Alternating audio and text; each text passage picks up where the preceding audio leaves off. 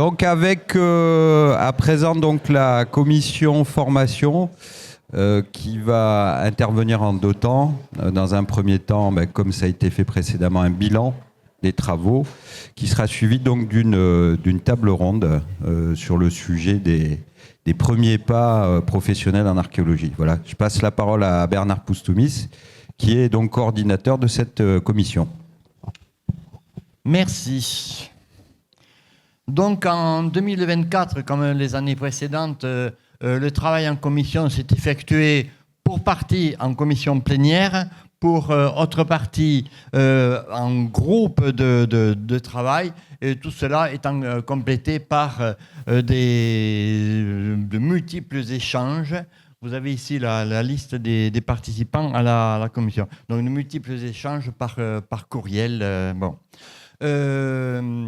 Une donnée intéressante cette année, ça a été ce furent deux entretiens avec un ensemble d'universitaires, donc qui va faire l'objet de l'essentiel de ma présentation. Pour rappel, la première année de la commission, donc en 2021, nous avons dressé un état des lieux sur la formation par un recueil d'expériences et des échanges déjà avec quelques universitaires et agents de SRA. Damien Martinez était un des premiers à avoir participé avec nous sur ce point.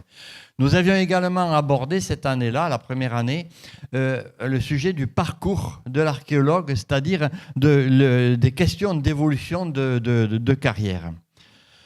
Chose que nous avons été obligés d'abandonner momentanément, de mettre en suspens momentanément en 2022, étant donné que nous avons considéré qu'il valait mieux, puis c'est un gros travail, qu'il valait mieux se recentrer sur la formation seule, avec une analyse de l'état des lieux, une analyse des causes et de conséquences, pour arriver à une définition de ce qu'est le métier d'archéologue en préventif, et ce qui nous a amené à produire un éventail des compétences nécessaires sur l'archéologue du préventif, et également les lacunes, mettre en évidence les lacunes de la formation. Ces constats ont été dressés à partir de notre expérience d'opérateur, de ce que nécessite le métier, bien entendu, en termes de savoir-faire et savoir-être. Et pour ce qui concerne les lacunes de la formation, surtout en master, nous avons fait une sorte de moyenne, entre guillemets, de ce que nous avons perçu par les embauches que nous effectuons d'étudiants issus de diverses universités. En 2023, nous avons élaboré des propositions d'ajustement de cursus universitaire pour que la formation, justement, colle mieux au métier. Et tout ce que je viens de vous dire, là, a été présenté dans les différents bilans d'activité de la FEMAP, donc de 2021 à 2023. Si on en vient maintenant aux travaux propres de la commission de 2024, eh bien, le gros morceau a été la présentation à un panel de collègues universitaires de nos idées du cursus pour engager un débat avec eux et échanger ensuite, à l'issue de ces débats, par rapport au compte rendu que nous en avons fait. Voilà les universitaires avec qui nous avons été en relation lors de ces tables rondes. Mais à cela, il faudrait ajouter d'autres universitaires avec qui, depuis longtemps, nous échangeons. Universitaires de Lyon, d'Aix-Marseille, de Tours, de Paris, de Toulouse également, de Bordeaux et de Montpellier. Je remercie, bien entendu, au nom de la commission, la participation de tous ces collègues d'université et voire même la forte implication pour certains.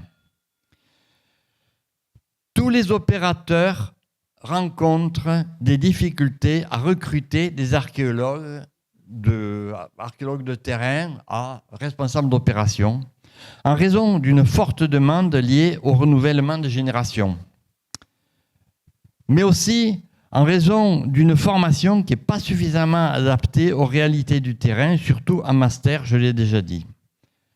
En particulier, on note trop souvent un manque d'expérience de terrain et de capacité de rédaction au sens large.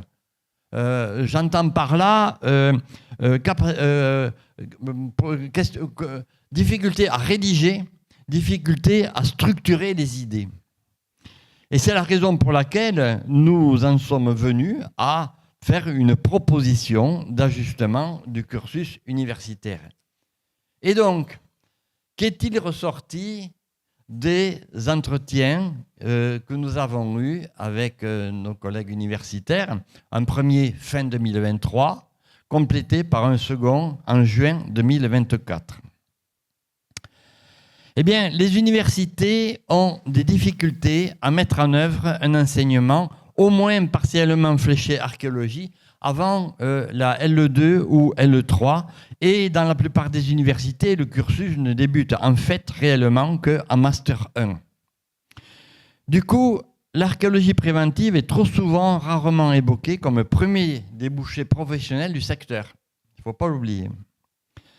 La FEMAP milite donc pour que la formation débute au plus tôt, afin qu'une place importante soit redonnée au terrain, que ce soit en programmé ou en préventif, les deux, et place privilégiée également à la rédaction du ou des mémoires de recherche, de véritables mémoires, pas de simples rapports de stage. Tout cela en simplifiant ou limitant l'importante diversité des enseignements. Ainsi, la Commission suggère de basculer certaines matières techniques en licence ou au moins de les alléger en master, telles que les SIG, la 3D, la topographie, on pourrait en citer d'autres. En effet, il ne nous paraît pas indispensable que l'archéologue maîtrise à la perfection ces savoirs techniques qui peuvent se limiter à une initiation. Connaître l'intérêt de telle ou telle technique et pouvoir parler un même langage avec les spécialistes de ces domaines, le topographe, le sigiste, l'infographe, cela nous paraît suffisant, libre à l'étudiant de se spécialiser par la suite. Le problème est que la réforme LMD impose un nombre d'heures de cours très important en ME1 et encore en ME2.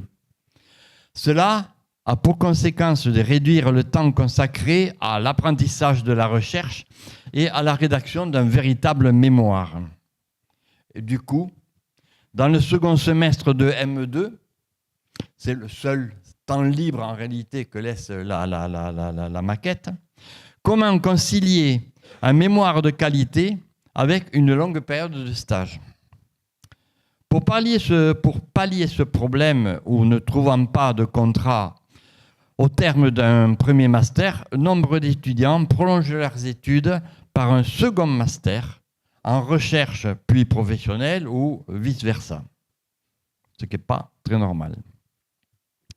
Au bilan, pour certains, c'est 3 à 4 ans de master pour prétendre à quelques responsabilités. Pour les autres, ce seront de longues années de CDD, ce qui amène les jeunes archéologues à une certaine lassitude et à quitter la profession au bout de quelques années. L'on note souvent entre 3 et 6 ans cette question de lassitude. Ce sont donc les maquettes du master imposées par le ministère de l'Enseignement supérieur qui seraient à revoir. Bien que chaque université ait le choix dans son organisation pratique et dans ses options pédagogiques, avec des marges de manœuvre d'ailleurs jugées variables selon les universités, il ressort des échanges qu'il existe des interrogations dans la conception de ces maquettes. En particulier, les auteurs de ces maquettes ne sont pas identifiés par les universitaires, ce qui est tout de même préjudiciable à tout échange et réflexion collective en vue d'améliorer les enseignements. Pour ce qui concerne l'expérience de terrain, en master, la longueur des stages est assez variable, voire très variable, d'une université à une autre. Or, la pratique de terrain, ça a été déjà dit tout à l'heure, est unanimement reconnue, indispensable qu'elles soient réalisées en opération programmée ou préventive. Mais on se heurte ici à un autre problème, qui est celui de programmer, qui se raréfie. Il se raréfie par manque de moyens, difficulté de montage des opérations et autorisation de fouilles de plus en plus sélectives, alors que ces opérations programmées constituent la première école pratique d'archéologie. En outre, universitaires et opérateurs sont bien conscients que de plus en plus d'étudiants ont besoin d'un emploi pour financer leurs études, ce qui ampute d'autant leur disponibilité pour participer à des fouilles programmées ou à des stages, surtout en période de vacances. Pour tenter de pallier cela, des contrats de professionnalisation ou dit en alternance sont proposés dans certaines universités, voire demandés par des étudiants. Ils font leurs preuves au même titre que les contrats CIFRE, et notamment concernant l'expérience de terrain. Mais cela pose des problèmes d'organisation, car nécessitant un traitement au cas par cas par les universités. Du coup, ce dispositif ne concerne pour l'instant que très peu d'étudiants. Par ailleurs, certains archéologues sont acteurs compétents de la recherche en archéologie programmée ou préventive, mais n'ont pas le bagage universitaire suffisant pour accéder à des postes à responsabilité au regard des critères des SRA. Pour eux, le dispositif de validation des acquis de l'expérience existe ou est en cours de création dans plusieurs universités. L'expérience a montré qu'il est efficace et les enseignants jugent qu'il serait utile de le généraliser. Alors, quelles sont les solutions que nous avons abordées avec des universitaires pour une évolution de la formation? Eh bien, d'abord, faire remonter auprès du ministère de l'Enseignement supérieur le besoin de réorganisation totale ou partielle du cadre de cet enseignement. En effet, une majorité d'enseignants considèrent que les professionnels de la FEMAP, nous avons toute légitimité pour faire valoir notre point de vue sur la formation universitaire en archéologie préventive. Plus localement, un des moyens pour les professionnels de l'archéologie préventive de faire valoir ces besoins d'ajustement du cursus universitaire est d'intégrer des conseils de perfectionnement des formations dans les universités, voire les conseils d'école doctorale en tant que membres extérieurs, ce qui est déjà le cas pour quelques opérateurs. Ensuite, faire mieux connaître le métier aux étudiants. Tous les opérateurs en archéologie préventive se plaignent de la faiblesse des vocations, une des raisons de la difficulté des recrutements. Or, la découverte du secteur de l'archéologie préventive semble trop tardive, le plus souvent en master, comme déjà dit. Alors qu'une première approche dès le lycée ou la licence 1 ou 2 permettrait sans doute d'attirer plus de candidats. Il est donc indispensable de mieux faire connaître ce secteur. À cet effet, la FEMAP réfléchit à structurer la communication en vue d'une meilleure identification du métier ou des métiers, il faut parler des métiers, de l'archéologie préventive. 2 premières actions sont engagées cette année 2025. La création d'un flyer à destination des forums de métiers ou des portes ouvertes d'université et une exposition itinérante dans les universités et certains lycées. Exposition itinérante détaillant les différents composants de la profession. Vous avez un échantillon, quelques-uns des panneaux, il y en a d'autres, que nous souhaitons donc présenter, soit dans les lycées, soit dans les universités, les deux. Et d'autres actions suivront. Ensuite, autre solution ou aide, c'est la plateforme de stage en archéologie préventive.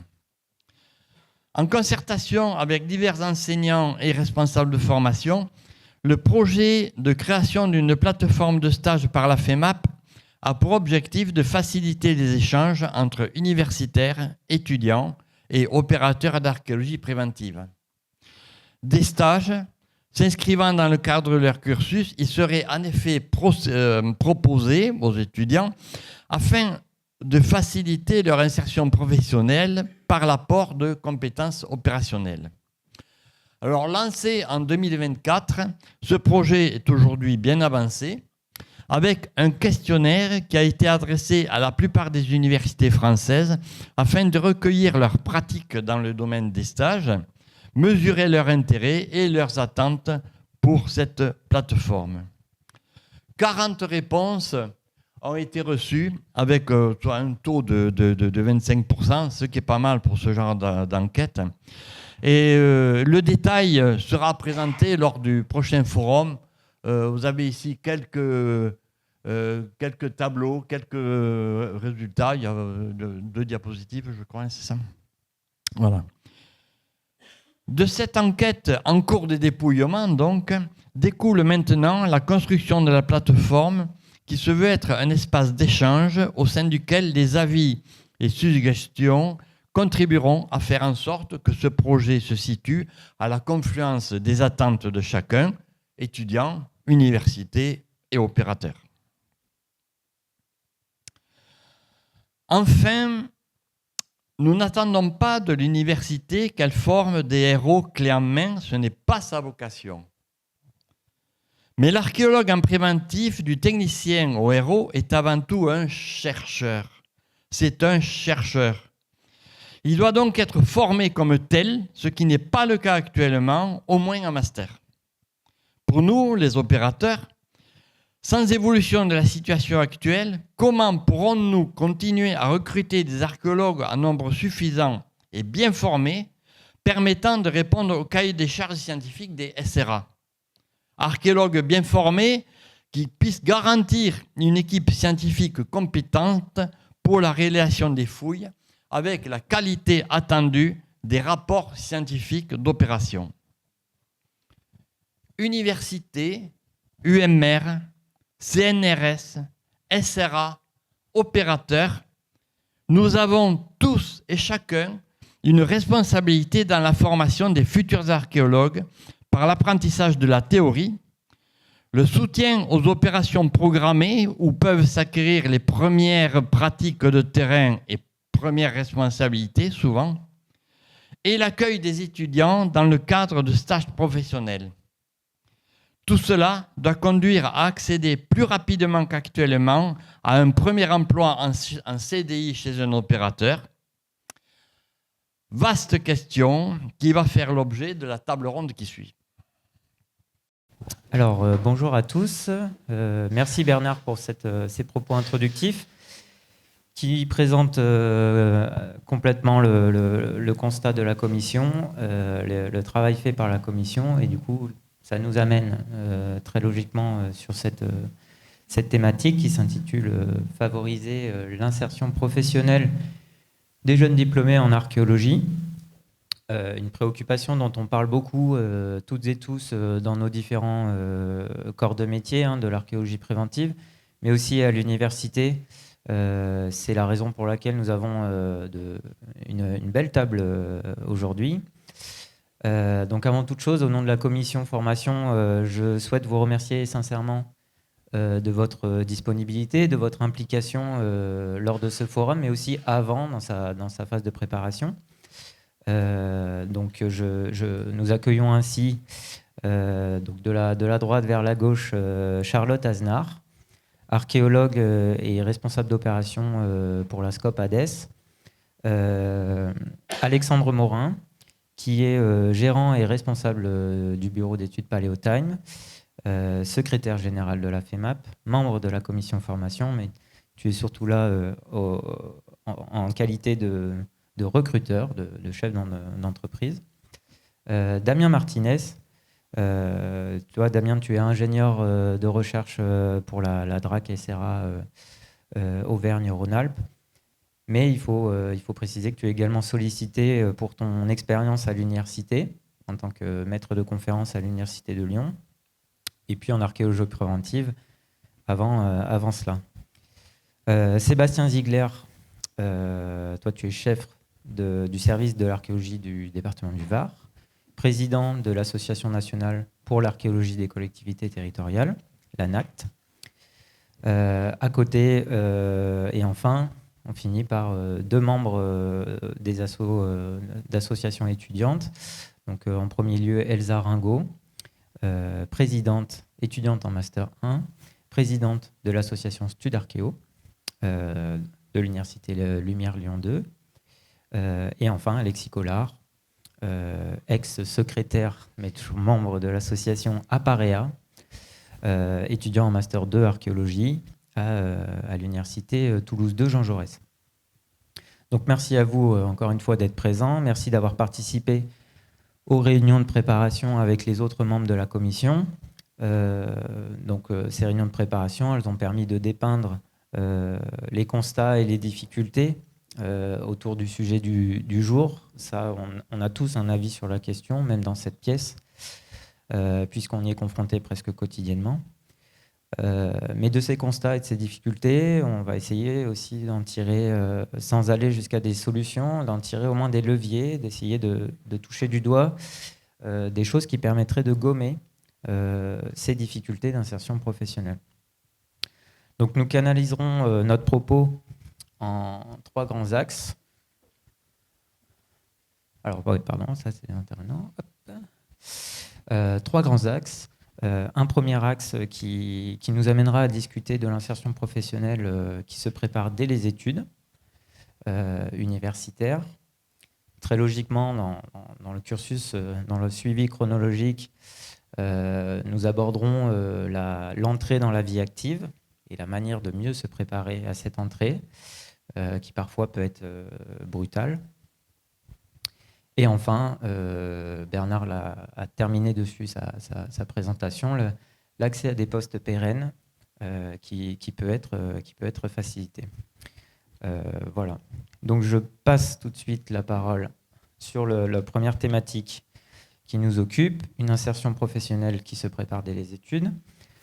Et là, je me tourne vers Elsa et Alexis, donc des représentants d'associations étudiantes, qui ont été associés dès le début à notre préparation, et c'est très important de vous avoir aujourd'hui dans ce débat.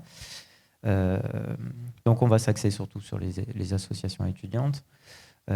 Quel rôle peuvent jouer ces assos étudiantes, puisque Bernard l'a très bien évoqué, l'archéologie de terrain programmée est très importante dans le cursus des étudiants et facilite bien sûr l'insertion professionnelle. Quel rôle peuvent jouer les associations étudiantes pour soutenir les étudiantes et les étudiants en quête d'expérience de terrain? Voilà. Quelles pistes d'amélioration éventuelles vous souhaitez aborder ici aujourd'hui avec des opérateurs d'archéologie préventive, des agents du SRA et puis des enseignants-chercheurs?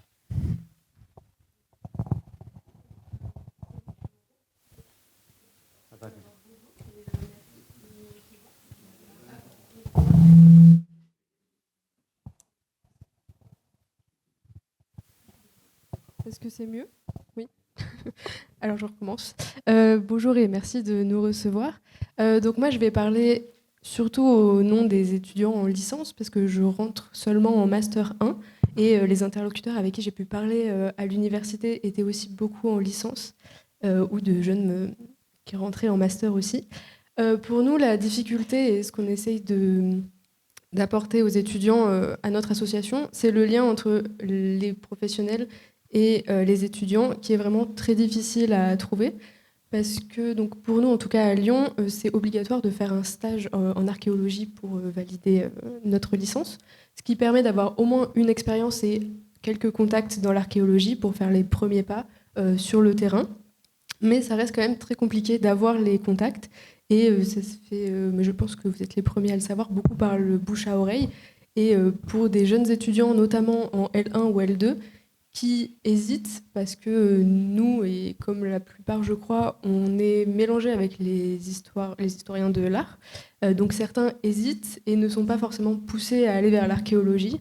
Et savoir qu'en plus il faut faire des démarches compliquées, trouver des interlocuteurs, trouver des stages, c'est quelque chose qui en plus se rebute beaucoup et beaucoup remettent ça à plus tard et attendent la dernière année pour faire leur premier pas. Et on a aussi un problème de connaissance qui est dû à ça, un petit peu, car avec peu d'échanges avec les professionnels, on attend en fait la dernière année, voire le master, pour se rendre compte de la réalité du terrain, ce qui fait que certains découvrent un petit peu trop tard ce qui les attend par la suite, ou justement ce qu'ils n'auront pas, faute de choix qu'ils ont pu faire. Merci beaucoup. Merci à la commission et à la FEMAP pour ce formidable travail et de nous avoir invités. Merci beaucoup Elsa. Et pour compléter, je dirais aussi que les étudiants en fait ont besoin d'un suivi presque personnalisé. Souvent, ils se trouvent assez démunis en fait pour trouver de l'expérience professionnelle, mais également savoir à qui s'adresser, comment. En fait, on ne leur apprend jamais non plus les savoir-être en archéologie.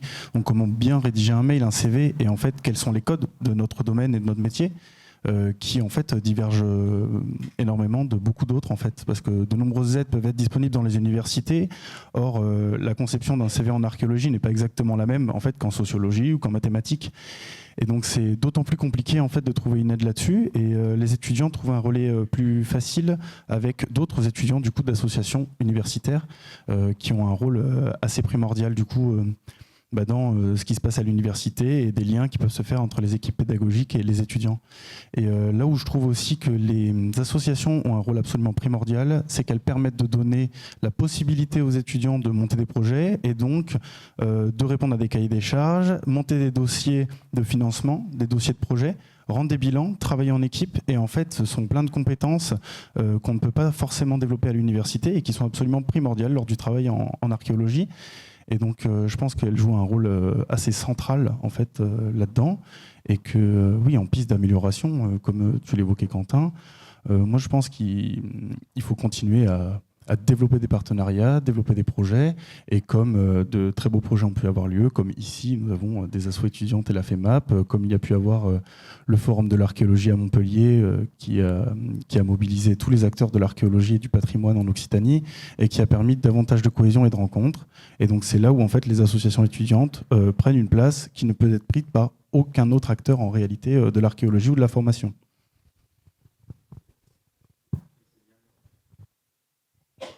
Évidemment un relais entre ce que nous proposons pour atteindre les étudiants, ce qui vient des assos étudiantes, ce qui est créé en partenariat avec ces assos étudiantes, ça marche, on le voit, il y a plusieurs exemples. Tu évoquais le Forum de Montpellier, qui a été assez admirable de mon point de vue. Je me tourne maintenant vers Charlotte. Donc Charlotte, pour rappel, tu es responsable d'opération pour la SCOP-ADES. Il n'y a pas si longtemps que ça, tu étais encore étudiante. et donc, toi, tu as eu un cursus assez rectiligne, en quelque sorte, on peut dire. Est-ce que tu peux nous en dire deux mots? Et puis, ensuite, j'ai une question un peu plus particulière pour toi.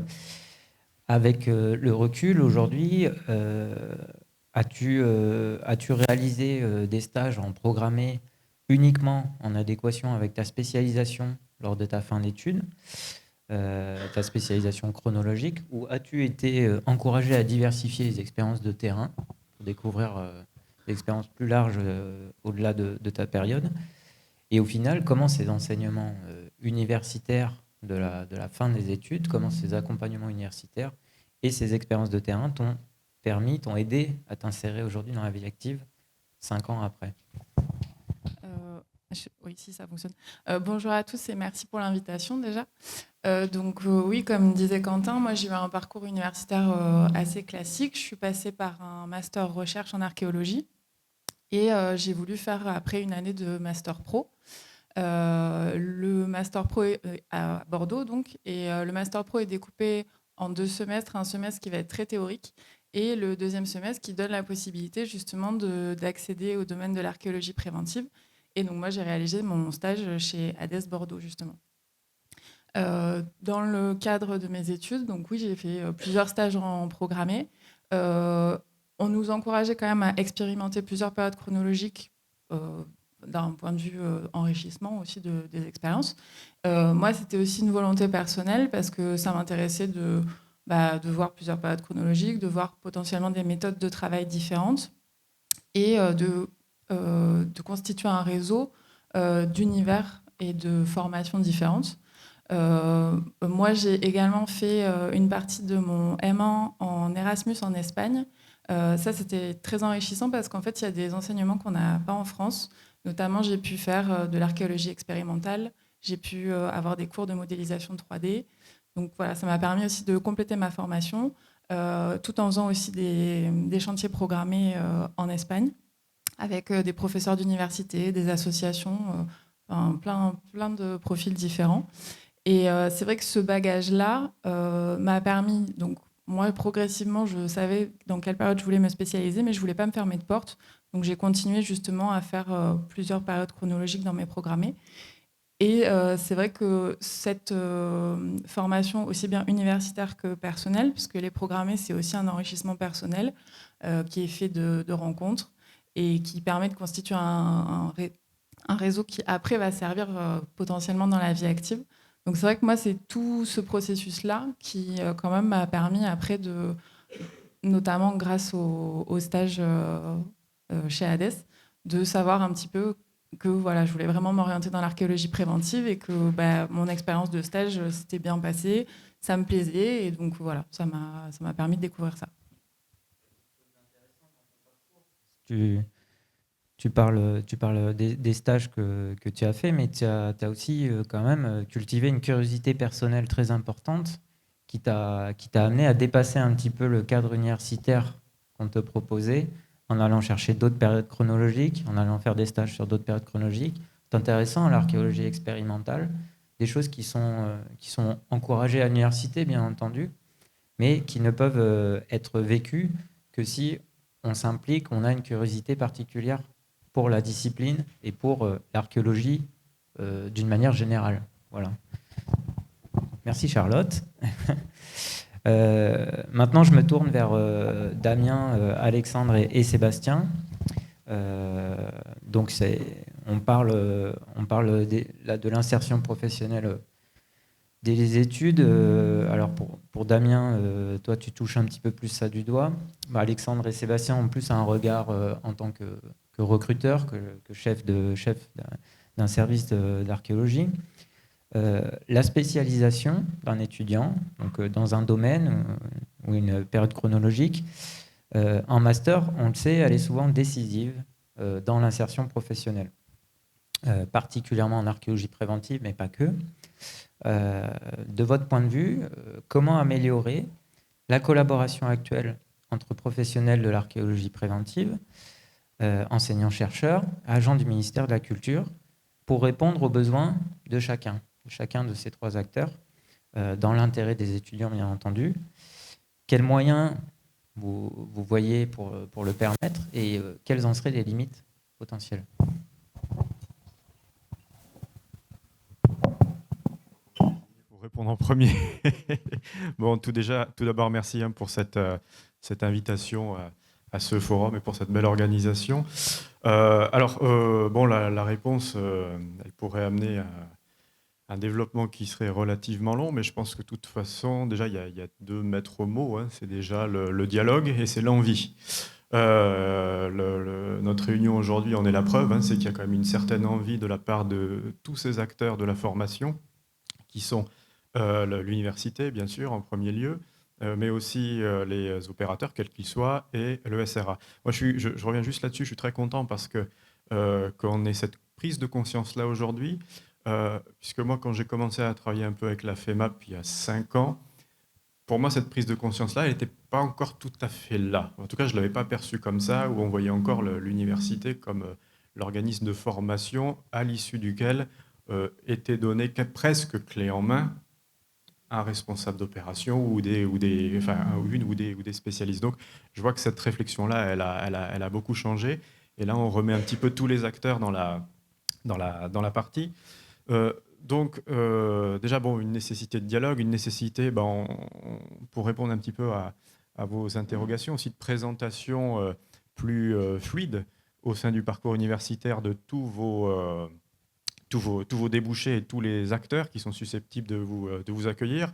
Alors ça, ces dernières années aussi, les universités, quelles qu'elles soient, elles se sont dotées aussi de certaines UE dans leur maquette. Dès la licence, alors peut-être un peu tardivement, surtout là, à partir de la licence 3, pour montrer un peu quels étaient les divers acteurs du métier, comment prendre contact, tout ça. Là où les choses on pourrait aller être un peu plus loin et s'améliorer, en tout cas peut-être dans certaines régions, c'est aussi le lien avec les services régionaux de l'archéologie. Parce que ça, en revanche, vous avez très très peu de connaissances sur le fonctionnement même de ces services qui sont pourtant centraux dans l'organisation de l'activité de recherche dans un territoire. Et donc ça, vous n'en avez pas forcément connaissance. Et les services ne vous connaissent pas non plus. Et ça, le problème, il y a un petit problème qui vient de là aussi, parce que pour vous, c'est vraiment quelque chose d'extrêmement nébuleux, qui vous fait peur aussi, alors qu'il y a des gens très sympas dans les services, dans tous les cas.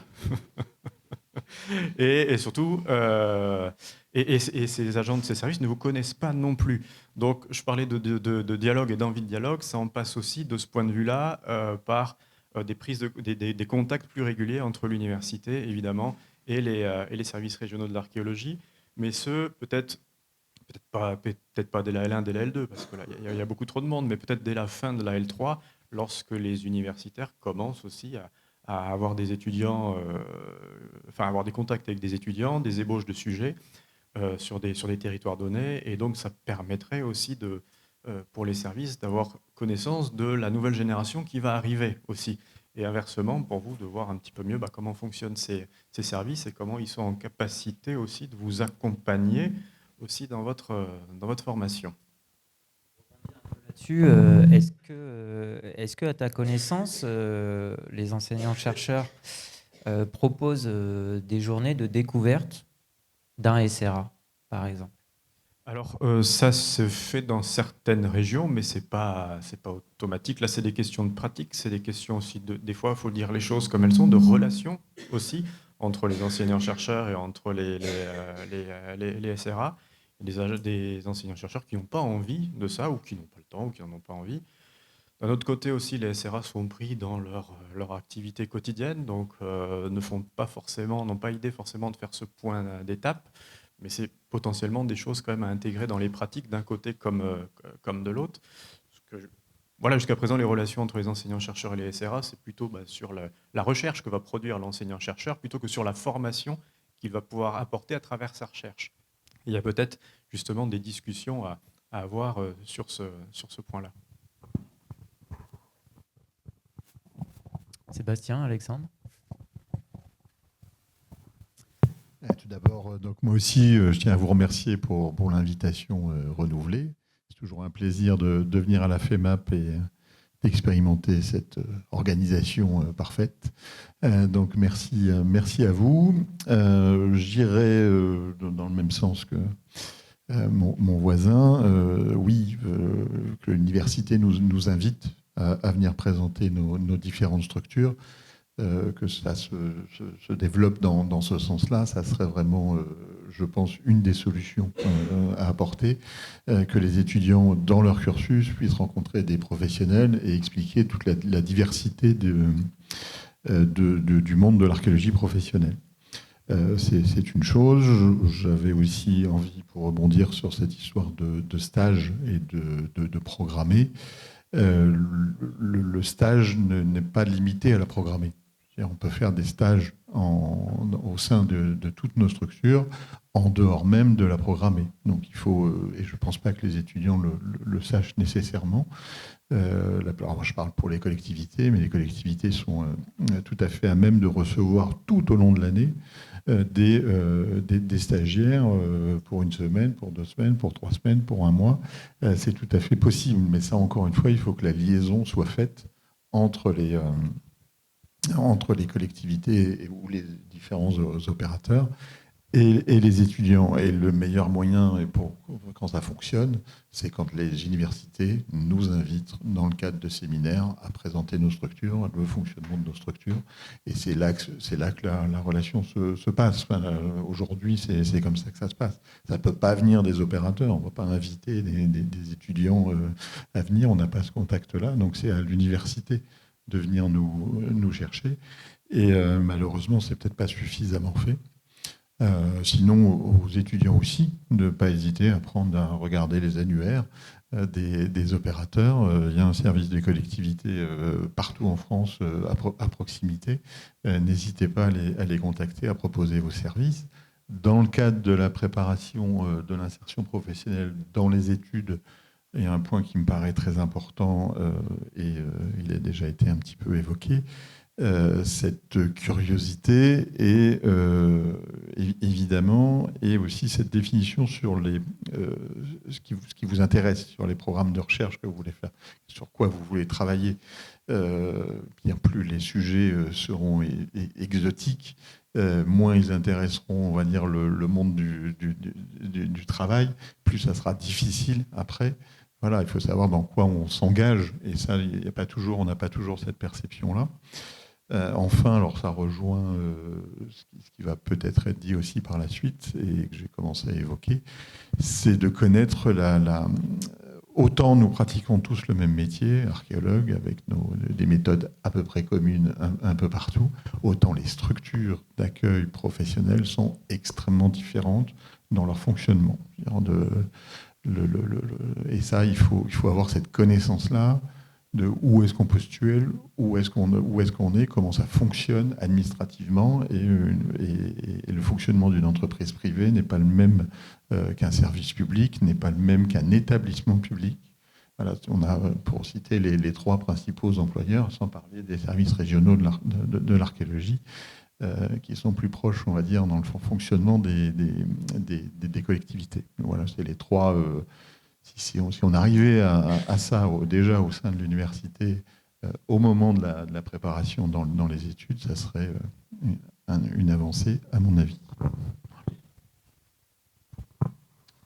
Oui, bon, il y a déjà beaucoup de choses qui ont été dites. Je reviens juste quelques secondes sur le premier point. C'est-à-dire que dès les études, chacun a sa définition des études. En fait, les études, moi, il me semble qu'elles commencent aussi dès la fin du lycée. Et c'est là que se jouent beaucoup de choses. C'est-à-dire qu'en fait, c'est toujours la question de la surprise du métier. Qu'est-ce qu'il va falloir qu'on fasse pour accéder à un métier ? Et le plus tôt on peut y réfléchir, le mieux c'est. Et aujourd'hui, pour tous ceux qui ont des enfants, notamment dans ces âges-là, ou des amis plus jeunes, il y a les salons des étudiants. Et les salons des étudiants, je pense que d'une façon générale, l'archéologie, d'une façon générale, il est très peu représentée. Et l'archéologie préventive encore moins. Et c'est dès cette étape-là qu'on peut commencer à réfléchir ou se renseigner, se documenter sur quels apprentissages je vais devoir faire. Et ça peut permettre d'avoir un peu moins de surprise ou comme on disait, d'avoir un peu moins d'inquiétude, puisque plus on les réfléchit d'une façon en amont, moins les difficultés ensuite paraissent énormes. Parce que moi, je vous comprends devant digérer tout un cursus, les démarches, le réseau, etc. Quand ça arrive d'un coup, c'est assez compliqué. Et à mon sens, il y a un énorme travail à faire pour la FEMAP, pour l'archéologie préventive, pour l'archéologie d'une façon générale, à être présent comme la plupart des activités culturelles, économiques et des métiers dès le salon des étudiants. Et c'est là que beaucoup de choses se jouent.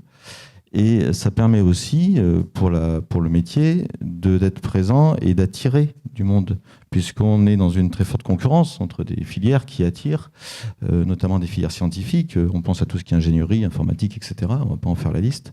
Et j'ai l'impression qu'on est presque complètement absent, souvent, de la profession de cette étape-là, et que ça se joue dès ce moment. Pour la question de faciliter les acteurs, et faciliter l'apprentissage du métier dès les études, il y a l'archéologie programmée qui reste incontournable en archéologie. C'est là qu'on va se sensibiliser à une période, qu'on va découvrir différentes périodes, différentes disciplines, et puis c'est là qu'on va discuter, qu'on va être en contact avec les professionnels, avec les chercheurs, et c'est ça qui va permettre, comme on dit, d'appréhender une appétence pour une coloration, une spécialisation, et qui va permettre ensuite, en Master 1, Master 2, de faire des choix qui vont être pertinents. Et puis ensuite, c'est un problème de temps qu'il faut que tout le monde prenne entre les universitaires, les opérateurs, les SRA. C'est-à-dire qu'il faut arriver dans la grosse difficulté de notre quotidien, à tous, de dégager du temps pour se rencontrer et s'imposer des moments de rencontre pendant l'année, à des moments clés où il peut y avoir des moments de décision sur des sujets de master, de s'imposer aux uns aux autres, de se formaliser des moments d'échange avec également les associations étudiantes sur les apprentissages et puis des sujets qui vont être pertinents sur ensuite pour déboucher sur un master 1, un master 2 qui va déboucher sur un emploi.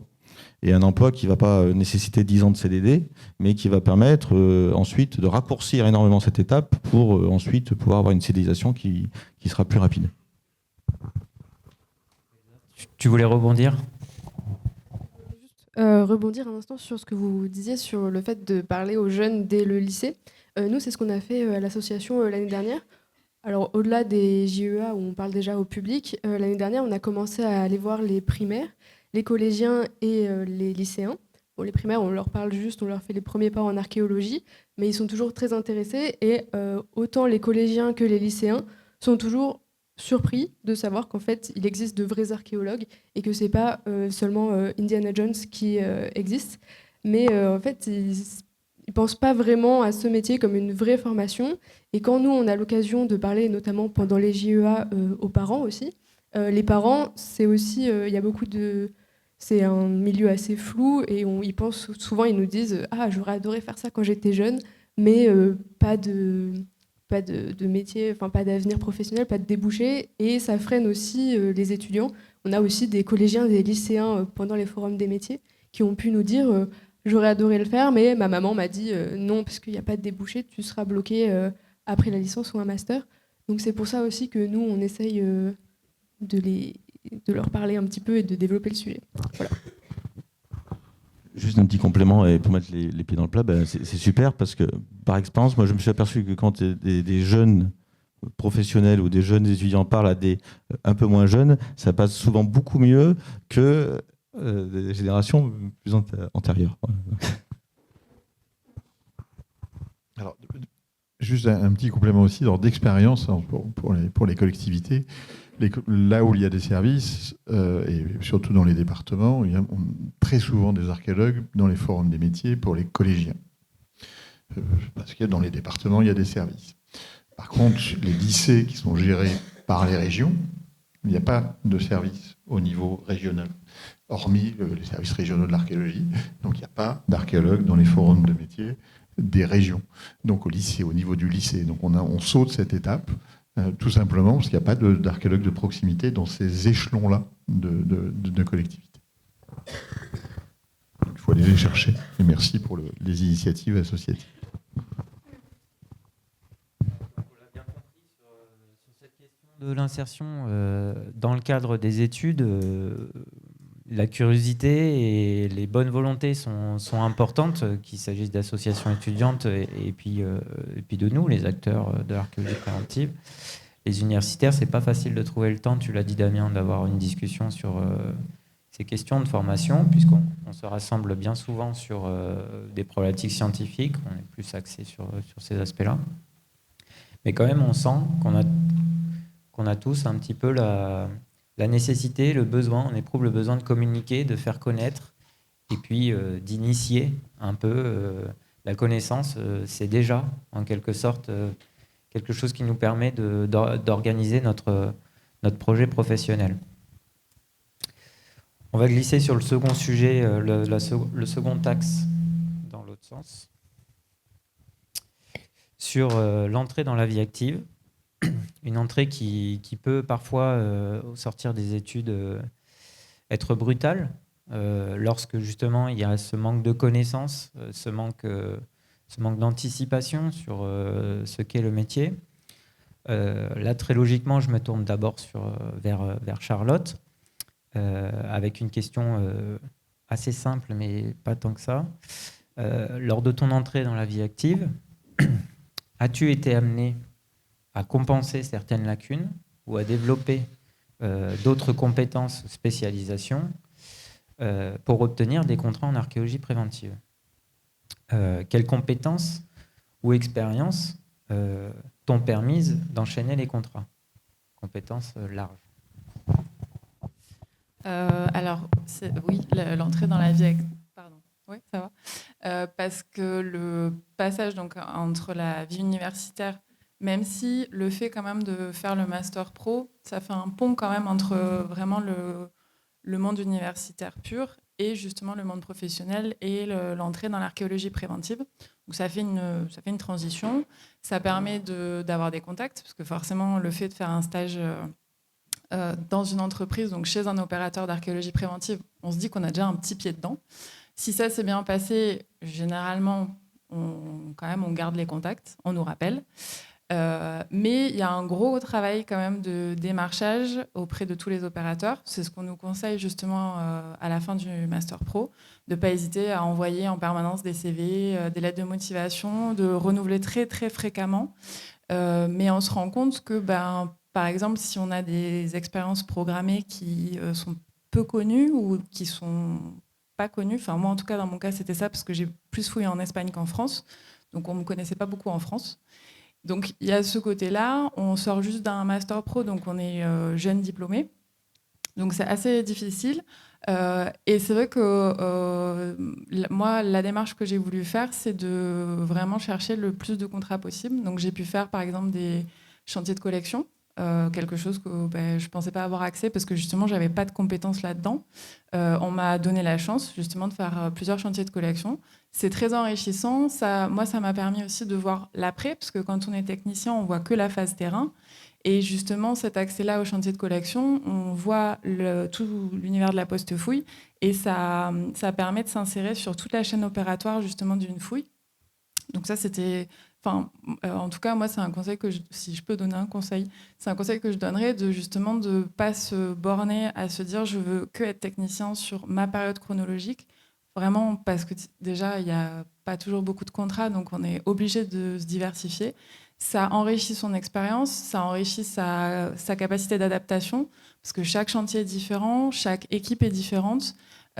Tous les sites vont avoir des problématiques différentes. C'est quand même assez rare de tomber sur des sites qui présentent exactement les mêmes problématiques. Donc c'est vrai qu'il y a cette démarche-là où il faut vraiment être dans l'envie, toujours la curiosité, comme pour les programmés, pour justement pouvoir constituer toute son expérience, continuer à acquérir des compétences très diversifiées, comme dans le cas du traitement de mobilier. Moi, j'avais aussi des contrats de post-fouille pour faire du tamisage. Pareil, je ne savais pas faire, mais on a pris le temps de m'apprendre. Je connaissais la personne justement qui avait besoin de ces tamisages. Donc c'est vrai que si on est dans une posture où on a envie d'apprendre, en général, on est plutôt bien reçu. Et ça a tendance justement à permettre d'enchaîner parce qu'on voit qu'on peut passer d'un contrat de post-fouille à du terrain pur en tant que technicien, à un chantier de collection. Donc ça permet justement d'avoir un spectre un peu plus large au niveau de ses compétences. Différents opérateurs d'archéologie. C'est vrai que c'est aussi un conseil. Alors, c'est pas pour aller voir si l'herbe elle est plus verte ailleurs, mais c'est voir comment elle est ailleurs. Et toujours dans cette optique d'élargir son réseau aussi. Parce que, oui, on l'a dit tout à l'heure, c'est beaucoup de bouche à oreille. Donc, si ça s'est bien passé avec quelqu'un qui connaît quelqu'un qui connaît quelqu'un, en général, ça permet justement d'enchaîner les contrats. Voilà, c'est toujours de l'enrichissement, en fait. Bien entendu. Damien, et surtout Sébastien et Alexandre, quels principaux écueils de l'information et de la formation des jeunes diplômés lorsqu'ils recherchent un contrat en archéologie vous identifiez, vous, à votre niveau, et quels conseils leur donner, fatalement?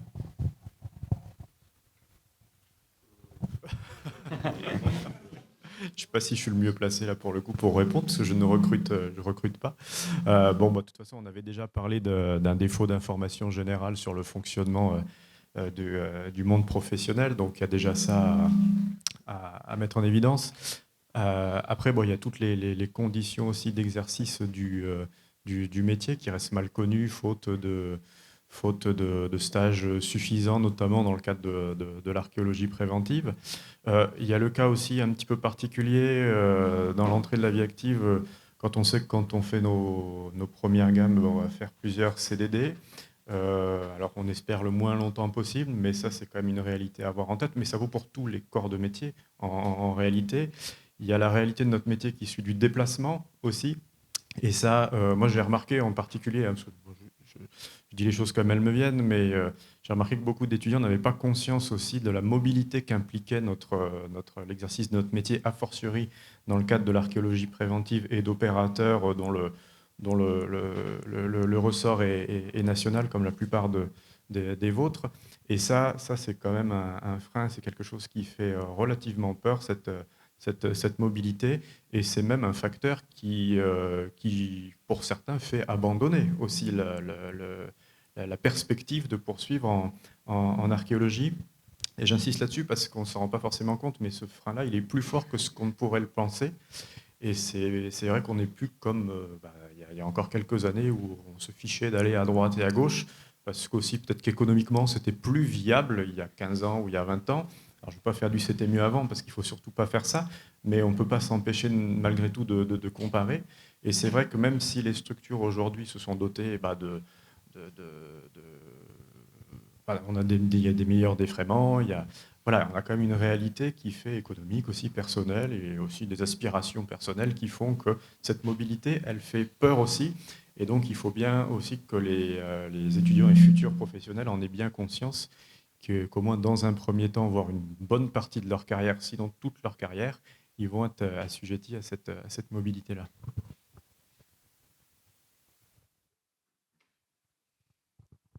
Oui, donc, je ne sais pas si on m'entend, si ça marche. C'est les écueils qu'on identifie lors des recrutements dans les CV, hein, c'est ça la question. Bon, je ne sais pas si vous avez vu ce matin l'éventail des compétences qui a été présenté.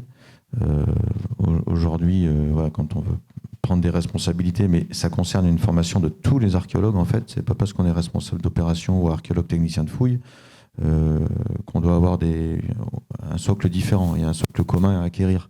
Donc bon courage aux enseignants, parce qu'à chaque fois, il y a des choses qui se rajoutent avec l'intelligence artificielle. Ce matin, on a vu il faut intégrer tout ça. Les deux aspects les plus importants qu'on voit et les manques, c'est l'expérience de terrain, que ce soit en programmé ou en préventif. C'est pas parce qu'on a fait du préventif qu'on peut pas accéder à un contrat. Si on a fait des stages en archéologie programmés, c'est très bien aussi, même s'il y a des choses qui sont complètement différentes dans les deux versions. Et il y a un problème de coloration, souvent de spécialité, au moins une coloration, ça c'est hyper important, chronologique, on va dire, ou thématique. Ça, c'est pas forcément dû aux opérateurs, c'est que simplement, dans les cahiers des charges des services régionaux de l'archéologie, on demande des gens compétents, pointus sur un domaine. Donc forcément, toute sa vie, on fait de la recherche, donc on ne demande pas aux jeunes étudiants en sortant d'être des chercheurs confirmés, c'est pas ça, mais c'est de comprendre l'exercice de la recherche et de le développer sur une thématique, un début de recherche, par un exercice qui est le master, puis ensuite la thèse.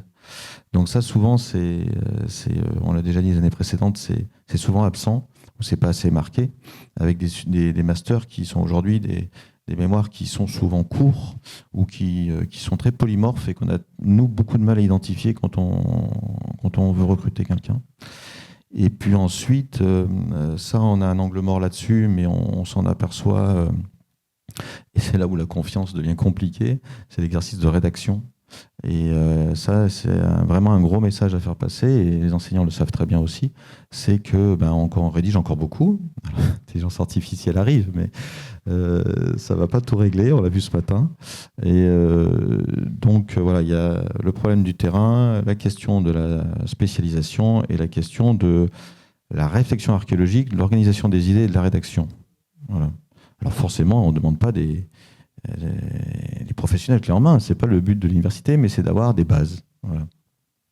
Alors, ce qui était très intéressant dans ce que tu disais, c'était la multicompétence, ou en tout cas d'avoir touché beaucoup de choses. Et c'est vrai que moi je regarde des CV, c'est aussi il y a l'hyperspécialisation, voilà, en doctorat sur un sujet très précis, la couche temps de tel abri, bon, ça c'est très bien parce qu'on est assuré en général d'une compétence, mais chez un opérateur aujourd'hui, pour plein de raisons différentes, il y a souvent cette appétence à différentes choses qui est très intéressante et qui n'est pas que dans l'acquisition de compétences, mais qui est aussi, ça c'est quelque chose de beaucoup plus difficile à exprimer, dans la question de l'appréhension de son métier, et de l'appréhension des situations, de la psychologie humaine et des difficultés qu'on va rencontrer ensuite dans l'exercice de sa profession.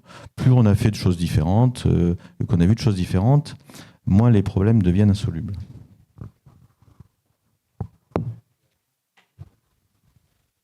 Oui, juste pour confirmer, ouais, avoir cette, je sais pas si on entend, cette ouverture d'esprit toujours sur ce que vous allez être confronté à de multiples sites, multiples problématiques, etc. Mais c'est vrai aussi, et c'est toute la quadrature du cercle, avoir cette petite touche de spécialité qui va permettre de se démarquer et qui va permettre d'être employable dans le long terme. Il faut avoir un petit peu de cette spécialité chronologique ou cette spécialité sur un type de mobilier, voilà, et avoir le plus tôt possible cette appétence à écrire aussi, voilà, à écrire notre métier pour progresser. Demain, il va falloir publier. Voilà, on est tous face à ça. Il faut publier. Et donc, plus tôt on le fait, mieux c'est. Parce que, en fait, c'est souvent au début qu'on a le temps, et plus on avance, moins on a le temps de le faire. Donc, il vaut mieux le faire au début, de publier ça. Enfin, à l'époque, moi, c'est trop vieux, mais c'est publier sa maîtrise, publier voilà, c'est des choses comme ça. Et en avoir conscience très vite que c'est comme ça qu'on se démarque, entre guillemets, c'est par la recherche qu'on produit. Et donc, il faut savoir se vendre par sa recherche. Après, un peu en dessous, ça peut être aussi tout bêtement parfois se mettre en avant. Et on le voit de plus en plus dans les recrutements qu'on fait en visio, etc. Arriver avec un PowerPoint dans lequel on a montré les chantiers qu'on a fait, les dessins qu'on a produits. Souvent, amener des books. Moi, je veux voir sur qu'est-ce que vous avez dessiné, comment vous l'avez dessiné, etc. Enfin, c'est des choses qui permettent de se différencier d'un autre candidat. Voilà. Enfin, c'est des détails peut-être, mais qui sont assez importants à mon avis. Je reprends juste vite fait la parole. On parlait tout à l'heure de concertation entre les différents acteurs justement de l'archéologie et donc de la formation. Je pense que là aussi, il faudrait mettre un petit peu à plat les questions des exigences aussi qui sont attendues en sortir de master, voire de doctorat, parce que tout ça n'est pas très très clair. On parlait, Bernard, dans son introduction, où tu viens d'en parler, des questions de rédaction. Je prends celle-là. Ça, c'est pareil. Alors après, il y a aussi nos critères d'appréciation aussi. Moi, personnellement, si je regarde les premières choses que j'ai écrites après mon master, je pense que je les ai écrites avec les pieds. Donc j'invite déjà tout le monde à regarder ce qu'il a produit en sortant de son master, avant déjà de se prononcer de manière un peu drastique sur la production des étudiants. Mais il faut savoir aussi quelle est la plus-value. Les choses ont changé aussi. Les étudiants arrivent aujourd'hui avec la maîtrise des bases de données, la maîtrise des systèmes d'information géographique, des choses qu'on ne maîtrisait pas quand nous, on arrivait, je dis nous, je parle comme un vieux, mais quand on arrivait sur le terrain il y a 15 ans ou il y a 20 ans, parce que voilà, notre approche, elle était plus sur le terrain, parce que l'université nous en laissait davantage le temps. Aujourd'hui, c'est plus possible, quoi qu'on en dise. La maquette, les changements de maquette sont potentiellement un levier, encore que il faut avoir en tête, regarder un petit peu plus haut sur comment fonctionne l'université et quelle est la place de l'archéologie au sein des SHS et au sein de l'université. Donc à mon avis, ça va être très très compliqué. Mais bon voilà, pour revenir à mon point principal, c'est définir vraiment des exigences, déjà du côté des universitaires, ensuite des opérateurs et également du côté des services, pour voir comment on peut faire un vrai accompagnement. Tu parlais de... Alors ça aussi, c'est peut-être un peu un vœu pieux, mais d'accompagnement personnalisé, c'est toi qui en parlais. C'est compliqué parce qu'il y a quand même une masse quand même d'étudiants qui est assez importante, quelles que soient les universités. Donc c'est complexe, mais ce n'est pas impossible, du moins à un certain stade. Donc il faut essayer de tendre vers ça aussi, déjà de définir des critères. Comme ça, chacune des instances en aura conscience. L'université saura un petit peu ce qui est attendu, les opérateurs aussi, et puis aussi le service régional de l'archéologie pourra ajuster son accompagnement scientifique et technique. Là, je ne parle pas de contrôle scientifique et technique, je parle d'accompagnement aussi face à cette jeune génération. Dans le troisième axe, je voudrais rebondir sur ce que tu disais tout à l'heure, Damien. Tu parlais de la mobilité ou de la non-mobilité, la question de la non-mobilité. Et puis dans cet axe, du coup, de mieux préparer l'entrée à la vie active, là, je me tourne vers les étudiants, vers Elsa et Alexis. Comment les étudiants sont informés sur les débouchés possibles en archéologie? Alors, c'est une question très large, mais je vais essayer de la réduire sur un axe particulier. Pour celles et ceux qui se destinent à l'archéologie préventive, sont-ils suffisamment informés sur le mode de vie d'un professionnel de l'archéologie préventive? On parlait des déplacements, on parle de la pénibilité aussi du travail, on parle aussi d'une question de salaire. Voilà, est-ce que ces étudiants-là, ils sont suffisamment informés et comment y remédier? Oui, alors, comme tout le monde l'a soulevé, et également, ça a été bien rappelé en début par Bernard Boustomis, en fait, les métiers ne sont pas assez présentés en archéologie, ou alors, en réalité, ça ne touche pas tout le monde. Et c'est peut-être là où il faut viser, moi j'y tiens beaucoup à cette aide individuelle aux étudiants, parce qu'en fait, c'est leur demande, et je comprends que ce ne soit pas possible de le faire, en fait, systématiquement, mais je pense que ça doit être fait par l'intégralité des acteurs, ce qui fait que du coup, en fait, on n'est pas obligé de proposer, de dire on va aider une personne en particulier, mais en fait rien que de se rendre disponible et de pouvoir répondre aux questions des étudiants qui sont souvent en fait laissés livrés à eux-mêmes en fait dans le cadre de la construction de leur projet professionnel, c'est assez compliqué. Et ce projet professionnel en réalité il est très peu abordé, voire pas du tout.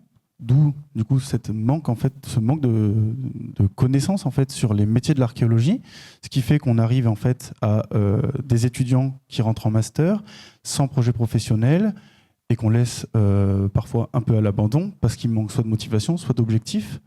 Ce qui fait qu'en réalité, on a un système qui s'est mis en place avec, d'un côté, on nous vend un master plutôt axé sur de la recherche, avec l'acquisition de compétences théoriques, de savoir, de recherche bibliographique, de synthèse, de rédaction, et d'autres masters plus professionnalisants qui viennent, eux, former des étudiants plus avec des techniques, des savoirs et des méthodes de terrain. Mais en réalité, on ne nous apprend pas que le format hybride existe, qu'on peut développer certains aspects et mettre en avant certaines de nos compétences acquises dans nos masters respectifs dans les métiers de l'archéologie préventive. Et ça, en fait, peut-être que ce n'est pas assez exprimé, soit par les différents acteurs du métier ou même mis en avant par l'université. Il y a ça, et du coup, en fait, il y a un constat assez alarmant et assez triste qui se fait, c'est qu'en réalité, les étudiants les plus informés, ce sont ceux qui font le plus d'archéologie programmée. Sauf qu'en fait, pour faire de l'archéologie programmée, qu'est-ce qu'il faut? Il faut de l'argent. Parce qu'en réalité, la précarité étudiante n'a jamais été aussi forte ces dernières années, et ça a été souligné en introduction par Bernard. Et il faut savoir que bon nombre d'étudiants n'ont pas la possibilité de fouiller, pas parce qu'ils ne le souhaitent pas, mais déjà parce qu'il n'y a plus de financement suffisant en fait, en archéologie programmée pour permettre de sous-tendre une activité de programmer permettant des grandes campagnes de fouilles, soit assez longues, soit de nombreuses opérations, permettant d'avoir de grandes équipes d'étudiants et ainsi les former sur le terrain, mais également former leur réseau et tout ce qui s'ensuit. Et du coup, on se retrouve avec des étudiants qui sont dans l'incapacité en fait, d'avoir soit même une réponse, soit même des stages, et donc de l'expérience, et ils arrivent en fait démunis en master, et ce qui fait qu'en réalité, il y a un problème à ce niveau-là, et c'est là où du coup, pour moi, le problème de la précarité, il est très très présent, et en fait, il joue un rôle qui est presque invisible en fait. Si les étudiants ne viennent pas vous chercher pour vous dire qu'en fait, ils n'ont pas la possibilité de fouiller plus d'un mois, mais entre telle date et telle date, parce qu'ils sont obligés de cumuler 2 boulots étudiants pour pouvoir manger, en fait. Et ça, c'est un problème qu'on ne pourra peut-être pas résoudre, en réalité, mais c'est là, du coup, où je vois cet accompagnement personnalisé qui permet de faire, en fait, un mix entre les situations personnelles des gens, leurs objectifs et leur motivation, en fait, leur intérêt scientifique propre. Et donc, en fait, c'est peut-être là-dessus qu'il y a quelque chose à faire et qui nous permet, en fait, de régler plusieurs problèmes en même temps. C'est-à-dire, déjà, les recrutements dans le milieu de l'archéologie, où justement, la FEMAP fait remonter aussi ce manque de compétences spécialisées sur certains aspects et ce manque de certains spécialistes, certains responsables. et en même temps permettre à des étudiants aussi de trouver un métier en archéologie pour éviter soit qu'ils ne redoublent éternellement et qu'en fait ça renforce leur précarité et leurs problèmes, ou alors qu'ils abandonnent et se réorientent. Et en fait, le problème de la précarité aussi, il pèse sur notre milieu, mais en fait sur tous les étudiants en réalité, où en fait on voit des étudiants qui sont du coup qui choisissent après une formation de master de partir faire autre chose parce qu'ils ont besoin de manger. Et ça, c'est quelque chose qu'il faut bien avoir à l'esprit aussi quand on parle de l'insertion dans la vie professionnelle des étudiants. Je vais juste rebondir rapidement sur la question de la précarité étudiante. Étant moi-même une des étudiantes bloquées par le fait qu'il faut travailler pendant les 2-3 mois de vacances d'été, pendant les semaines de vacances, après l'école, c'est vrai qu'en plus de ça, il faut trouver le stage, il faut trouver le temps de démarcher, de faire tout le nécessaire, trouver les gens. Et c'est vrai que tout à l'heure, on parlait de faire des demandes, vous aviez des stages durant l'année. C'est quelque chose qu'on sait peu. On nous envoie souvent, alors pour une première expérience évidemment sur les programmés, mais même par la suite, on est peu au courant ou un peu mis au courant de la possibilité de faire aussi des stages durant l'année, mais on est aussi beaucoup bloqué par les cours, parce que ça veut dire louper des cours. Donc il y a aussi peut-être une souplesse à avoir, soit sur les horaires, soit sur les universités, peut-être un dialogue à engager aussi, parce que ça reste un problème, je pense pas de volonté des étudiants, mais plus de mise en place générale. Effectivement, dans le compte-rendu de la commission, des maquettes qui proposent beaucoup de cours en master et qui pourraient laisser un peu plus de place au stage. Je vous propose qu'on passe sur le troisième axe, toujours dans la continuité de cette vie active, mais cette fois pour nous emmener vers des postes pérennes. Donc, on entend par là CDD long, CDI, des postes que l'on sait très, très compliqués à obtenir, des postes qui sont principalement des postes de responsable d'opération ou de spécialiste. Donc ça pose une certaine question, ça pose en réalité deux questions. D'une part, est-ce que l'embauche, alors je me tourne vers Sébastien et Alexandre principalement, est-ce que l'embauche pérenne sur des postes ne peut pas être envisageable sur d'autres postes que des postes de spécialistes ou de héros. Et une deuxième question amenée par ce constat, c'est, on a parlé du CIFRE, on peut parler aussi du tutorat, qu'on peut qualifier plutôt d'accompagnement scientifique et opérationnel. En quoi le CIFRE et le tutorat sont des solutions qui peuvent aider à former et à pérenniser des emplois en archéologie sur des postes de spécialistes ou de héros.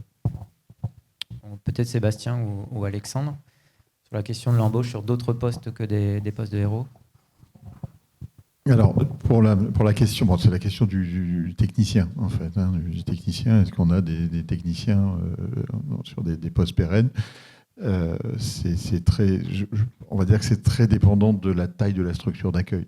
C'est une terme de pourcentage et aussi de la légitime demande des étudiants formés. On sort la plupart des recrutements, que ce soit en technicien ou en héros, ce sont des bac plus 5 et on a tous la volonté, et c'est normal et parfaitement légitime de passer de technicien à responsable d'opération à un moment ou un autre.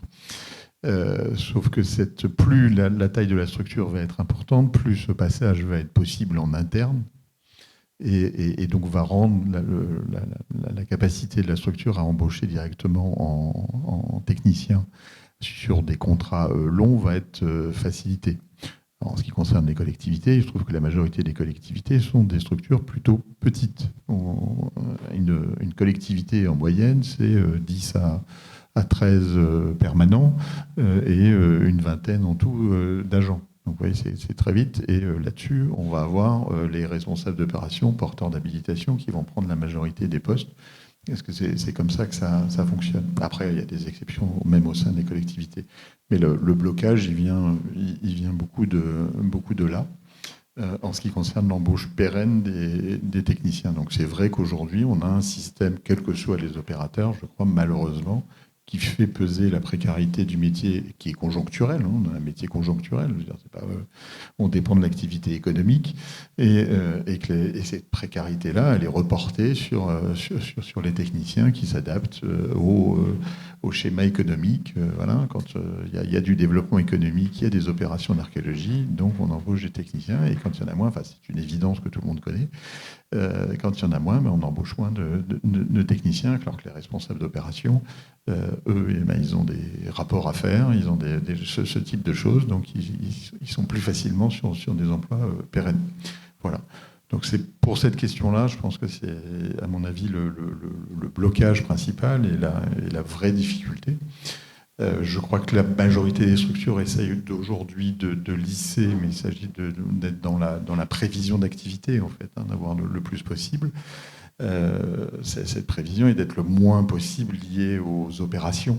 De faire, voilà, je sais que j'ai de quoi occuper du monde pendant 1 an et demi, ben je fais des contrats pendant 1 an et demi, 2 ans, où je renouvelle.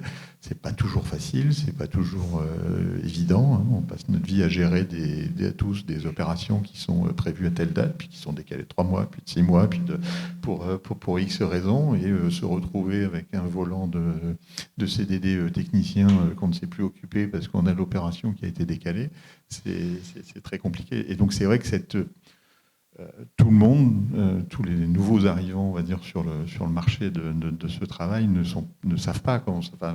Et c'est normal, comment ça fonctionne concrètement. Et qu'il n'y a pas d'assurance pour les opérateurs qui permettent de lisser ce risque-là, malheureusement. Oui, souscris complètement à ce que tu disais. La taille des structures est fondamentale dans la diversité des postes qui sont proposés. Il y a quand même dans les petites structures, des postes où on n'est pas forcément responsable d'opération. Il y a tout ce qui est gestion du mobilier, etc. Et puis il y a donc les gestions de mobilier, tout ce qui est traitement de mobilier. Et pour autant, il faut être archéologue aussi pour s'occuper de ça. Et puis il y a tous les postes de spécialistes, des spécialistes qui sont certains moins archéologues que d'autres quand on parle certaines disciplines. Mais il y a quand on est céramologue, on est des archéologues. Donc je suis intimement convaincu que la précarisation, elle est favorisée par, et là je nous mets tous dedans, hein, c'est la question de la formation aussi, et beaucoup. C'est que malheureusement aujourd'hui, il y a des profils où on ne sait pas comment on pourrait les faire évoluer. Et ensuite, c'est tout aussi une réflexion qu'il faut avoir sur l'enseignement que l'on donne, ou qu'est-ce qu'on veut comme profil qui sortent de l'université. Et pour moi, avant d'être responsable d'opération, on est archéologue. On est formé pour être archéologue.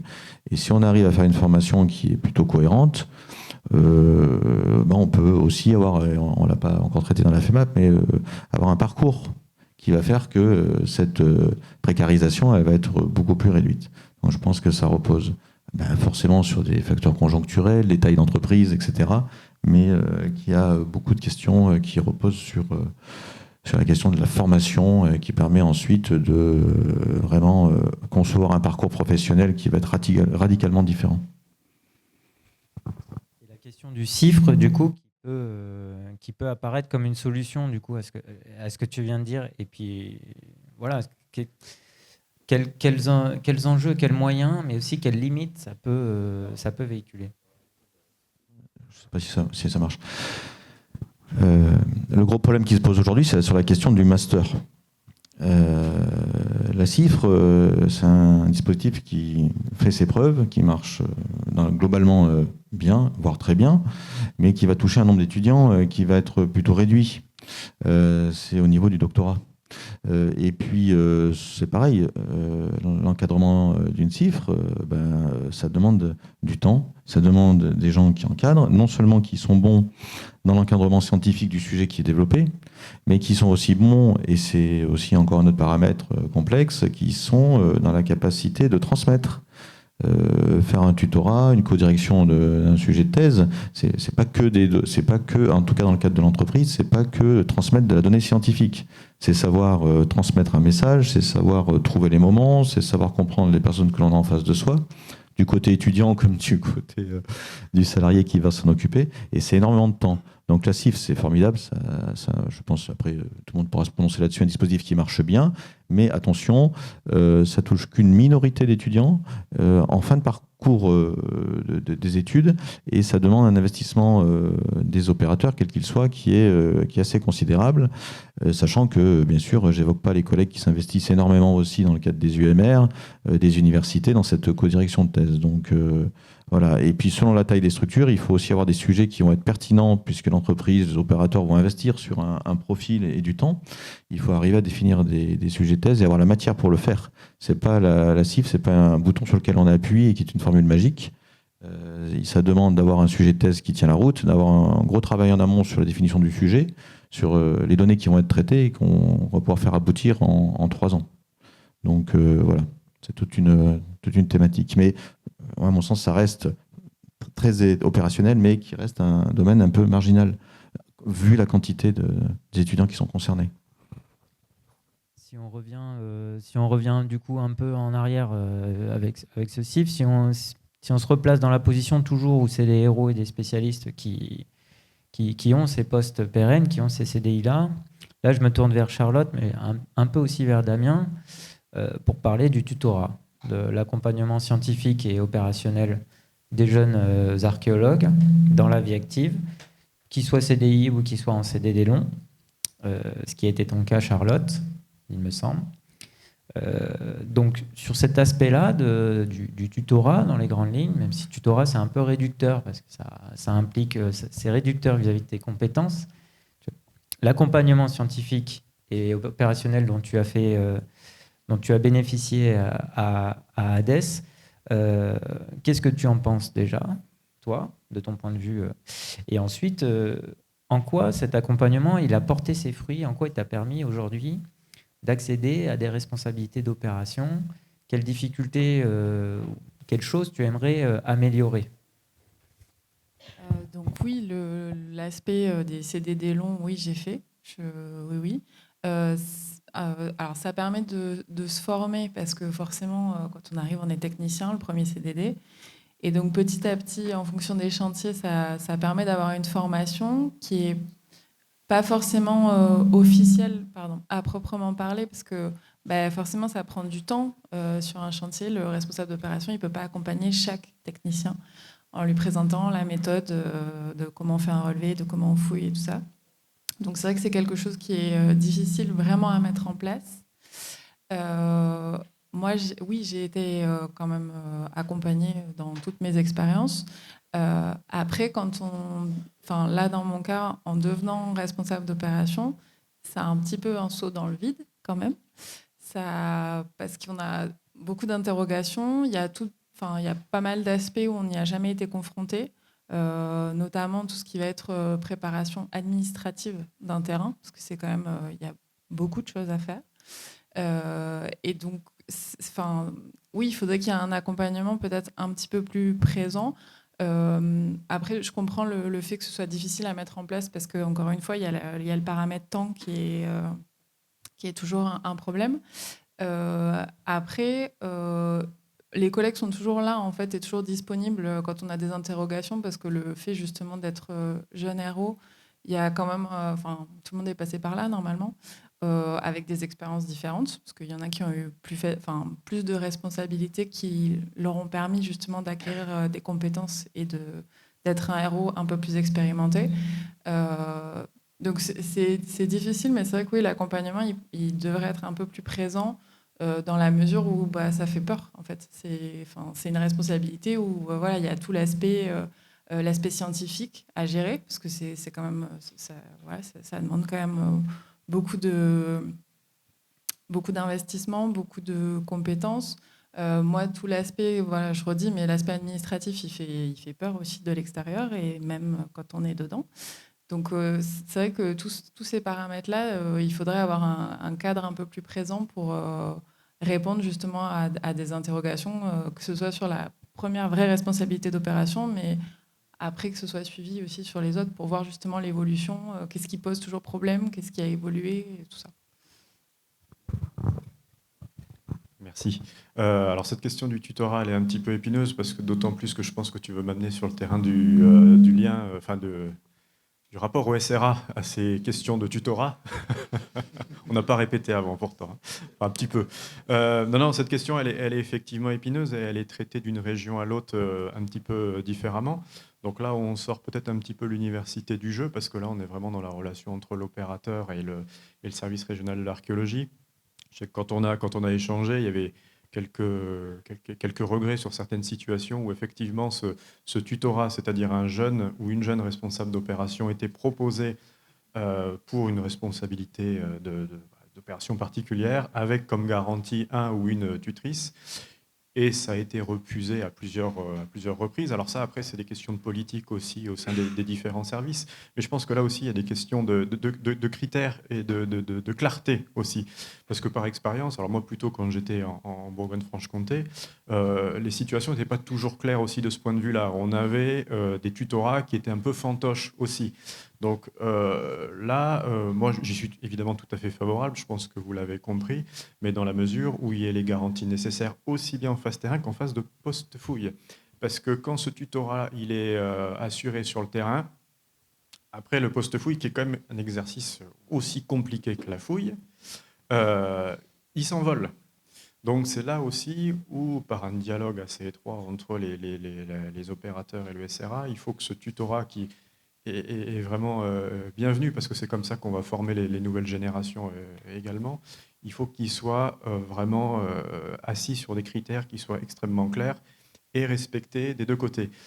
Ça implique d'une part que ces critères soient bien définis, mais aussi, si on doit faire l'autocritique du SRA, il y a aussi la nécessité, je pense que si on veut accompagner, de prendre des risques aussi. Mais nous, on est obligé de mesurer les risques qu'on prend, parce qu'il y a quand même... la finalité, c'est que le travail soit bien fait.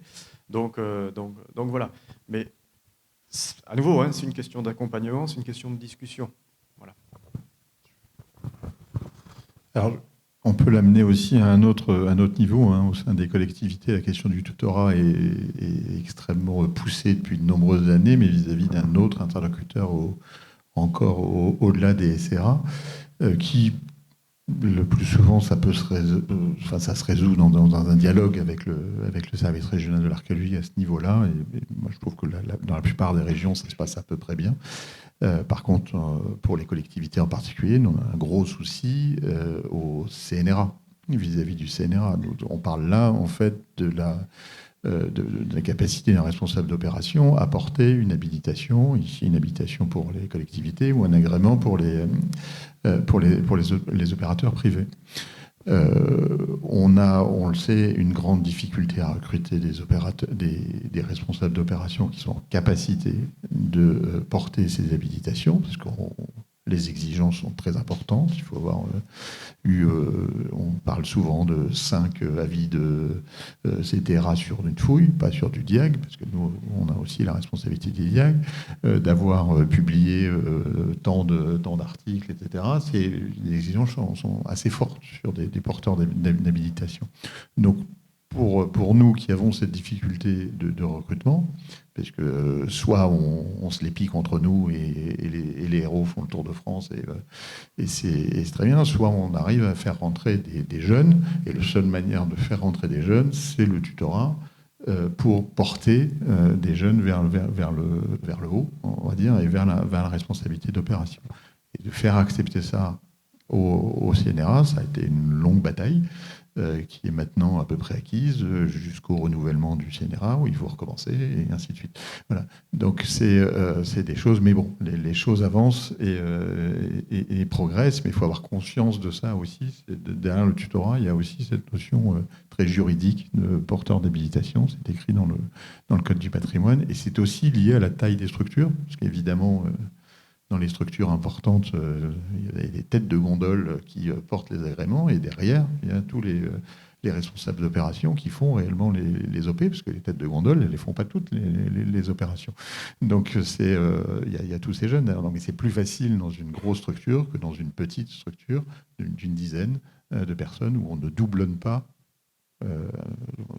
les responsables d'opérations proto-histoire, on n'en a pas 5, voilà, on en a 1, 2 quand on a de la chance.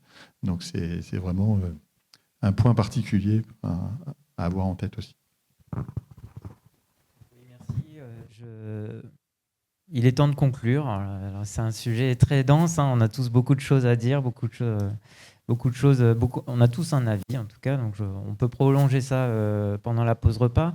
Je fais juste un petit mot de conclusion, hein, pour dire que finalement, je pense que ça a été évoqué dans chacun des axes qu'on a traités. C'est que on a beaucoup de constatations, on a beaucoup de difficultés. Les solutions, c'est pas réellement des solutions, c'est plutôt des leviers, des choses à actionner, des choses qui doivent venir à la fois des personnes, d'un investissement personnel assez fort, parce que la communication entre tous les acteurs est très importante à toutes les échelles. On l'a très bien identifié. C'est très bien que cette table ronde se constitue d'une autant de diversité de métiers et d'étudiants qu'on remercie encore d'être présents.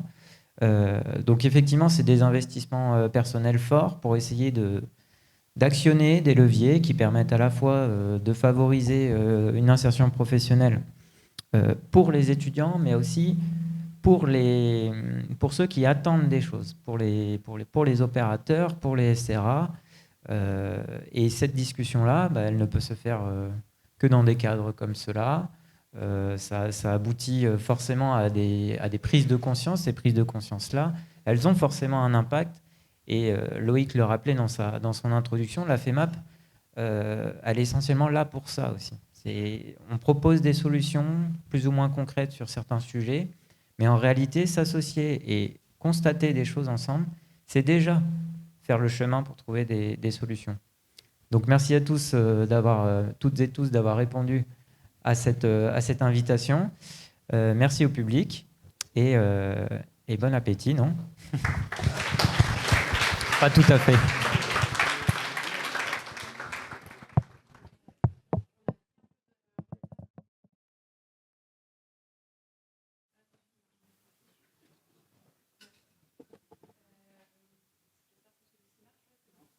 ne sais pas si vous m'entendez, ouais, ça va mieux. Merci pour l'organisation de cette table ronde, merci à tous les participants, merci aux étudiants aussi d'être venus exprimer vos difficultés. On a pris un peu de retard sur la table ronde, néanmoins il y a la place pour une question et après on pourra continuer pendant la pause repas. Bonjour, c'est pas une question, c'est un commentaire. Raphaël Orjolet, Université d'Aix-Marseille, responsable du master archéo à AMU. Et voilà, j'ai retenu 2 mots, c'était dialogue et envie, et je crois que c'est Damien qui les a prononcés. Et si je suis là, c'est pour ça. Moi, je suis spécialiste de l'âge du bronze en Grèce. Je n'ai aucune bille dans l'archéologie préventive, sinon à travers la formation que j'essaye de maintenir à flot. Et c'est ça que je voulais vous dire, c'est qu'à l'université, c'est pas facile et il faut avoir conscience de ce qu'il y a à l'intérieur de la boîte noire, l'arrière-boutique. Une formation à l'université, en ce moment, c'est la lutte. On lutte contre d'autres filières à l'UFR. On avait un master avec 5 parcours jusqu'à il y a 2 ans. Les psychologues ont le pouvoir à l'université à Aix-Marseille. On nous a taillé des croupières, on est passé à 3 parcours. On a été obligé de renoncer à l'affichage par période, préhistoire, Moyen-Âge, Antiquité, etc., et proposer autre chose. Par ailleurs, et ça a été bien dit, l'université est soumise à des injonctions ministérielles qui conduisent à la logique du portail. En L1, on fait plein de choses. De plus en plus d'UE transversales qui sont transverses à toutes les formations et à l'intérieur d'un même département. Moi, je suis dans un département, je suis aussi directeur du département d'histoire de l'art et d'archéo. On a une part du tronc commun qui est imposée par le haut de plus en plus. Pourquoi ? Parce qu'il y a d'énormes problèmes d'argent à l'université. Je crois qu'on avait un déficit de 40 millions d'euros l'an dernier. Aujourd'hui, là, en ce moment, quand on a 3 collègues qui partent à la retraite, il y en a un seul qui est remplacé. Et donc, on fait aussi avec les forces dont on dispose, les volontés des uns et des autres. Et notre master, c'est pas un master qui forme à l'archéologie préventive. Vous le savez bien, c'est le cas de la plupart des formations. Et donc, c'est pas inscrit dans la maquette. Si vous voulez parler de la maquette, j'ai entendu j'ai entendu le message. Oui, on n'est pas identifié. Pourquoi ? Parce que les maquettes, c'est des œuvres collectives. Moi, je suis le porte-parole d'une maquette qui a été élaborée par l'ensemble de la communauté. Voilà. Donc, je voulais juste rappeler tout ça et rappeler aussi que derrière les structures, derrière les UFR, les UMR, le CNRS, etc., il y a des gens, vous pouvez les identifier. Adressez-vous aux responsables de formation, moi en l'occurrence, ensuite on fait les relais.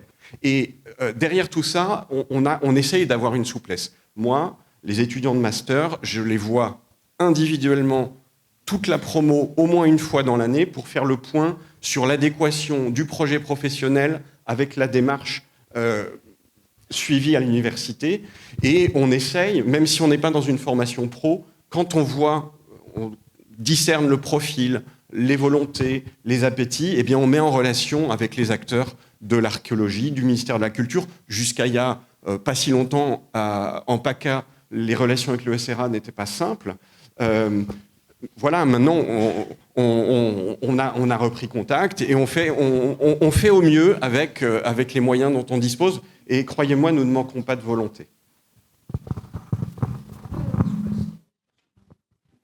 Merci à tout le monde. Et donc, rendez-vous à 14h30 pour la reprise des séances. À tout à l'heure.